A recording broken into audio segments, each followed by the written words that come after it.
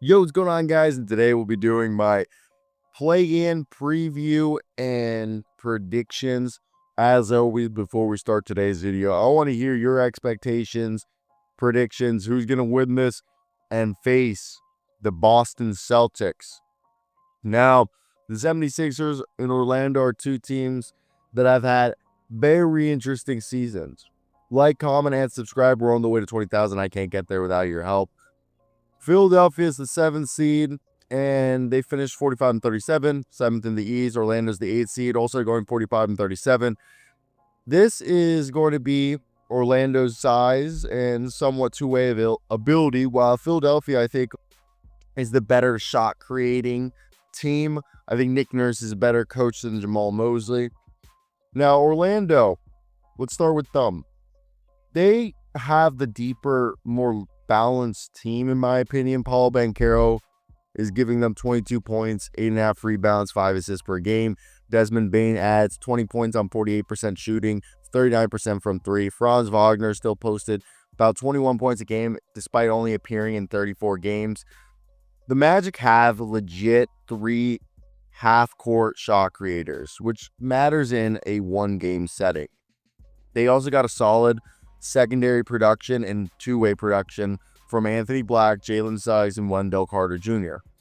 The bigger team-wide takeaway, in my opinion, is that Orlando lived at the line better than anyone in the league, ranking first in both free throws made and attempted, which I think is often the cleanest source of offensive production in a play-in playoff scenario. I do believe that, when you look at this team, for example, Orlando, they're a squad that, outside the guys we mentioned, now Tristan Da Silva, Javon Carter's played a bunch for them, Goga Patazde, I think those would be the guys that would be in the main rotation. Wouldn't be like the guys I mentioned would be in the main rotation, and then guys that you probably saw in the regular season. Do you think Mo Wagner would be thrown in there? They were bringing Mo slowly, and Mo was still shaking off the rust. I think Jonathan Isaac and Mo would be situational, but I don't think they're throwing Noah Penda or Jace Richardson out there while they're still figuring out the rest of the squad. And I think Goga and Jonathan Isaac would only go out there if they needed more size. And that's, again, if they were struggling against Joel Embiid, I could see that being the case. Now, I think Philadelphia's argument's a bit simpler. It revolves around Tyrese Maxey being the best player on the court. He is an insanely good scorer, putting up just under 30 points a night, 28.5, 7 assists. And he'll have the ball constantly, with what seems to be Joel Embiid being out with the appendix surgery.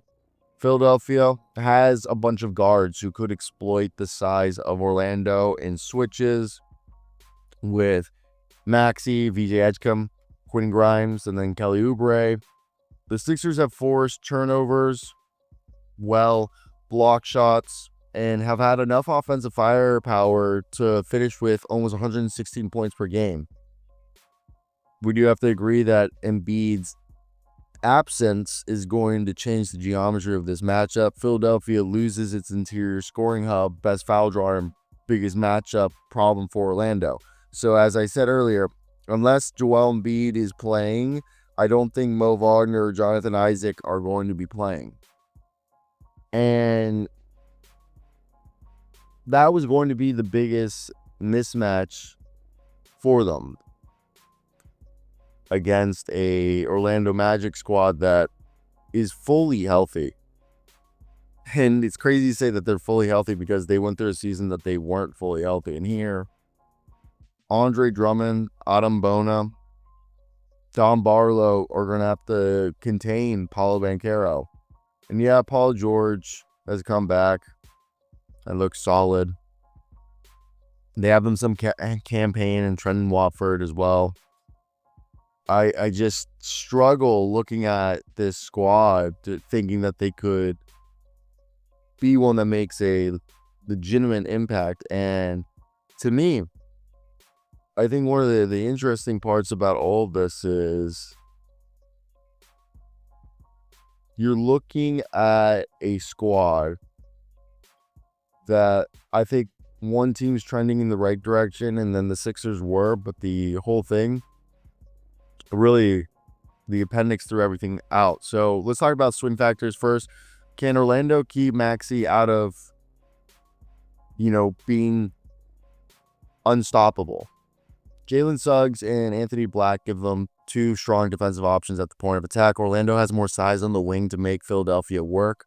If Tyrese Maxey has to create everything against set length, the Sixers can get bogged down and force the other players to create. Second, can Philadelphia survive Orlando's physicality inside? Without Embiid, the Sixers are asking Adam Bona, Andre Drummond, and smaller forwards to absorb Paolo Banchero's downhill force, plus Wendell Carter's rebounding, the slashing ability of Franz Wagner. Orlando's not an elite three-point team, but it does not need to be if they can win the paint and hit a bunch of free throws. Like, if they win the free throw battle, this is going to be huge for them. Third, which version of Orlando is going to show up? The whole season for Orlando, I think they started to figure out their offense. And if you look at their numbers on a paper, almost 116 points per game with a modest plus 0.6 scoring margin. If Bane spaces the floor, Franz looks healthy, their offense has enough juice. If they settle, they become a grinder, which keeps Maxey within striking distance late. I think if you saw Philadelphia blew Orlando out early 134 to 126, then the Magic entered back with 144 to 130 win, then the Sixers won 103 to 91 in their regular season matchups. So there's a lot of volatility in how they fared when they played each other in the regular season. But this is my prediction. I want to hear your guys' thoughts. I'm going to have Orlando over the Sixers. It'll be a close one, but I think why Orlando? Paolo's the most difficult matchup without Embiid, and they just don't have anything to counterbalance the front court burden. Bane gives Orlando the perimeter scoring threat to match up against Maxey. Orlando's defensive personnel is better equipped to survive a one-star opponent. I know there's Paul George still. Philadelphia is going to have to try to contain Orlando's layered attack. The Sixers, being at home matters, and Maxey could absolutely steal it. But over the full possession battle, I trust Orlando's size, foul pressure, and two-way versatility a little more. I think Jalen Suggs is the X factor with probably Anthony Black if he can pressure Maxey without fouling and hit enough open threes. Orlando should control the script and be able to win it. And obviously, I think the X factor for the Sixers is going to be Tyrese Maxey, because he's probably going to lead all scorers. And if Philadelphia wins, it's probably because he had an insane shot creation night. So I think Orlando grabs the 7th seed. Philadelphia falls into the final play-in game. Let me hear your thoughts down below in the comment section.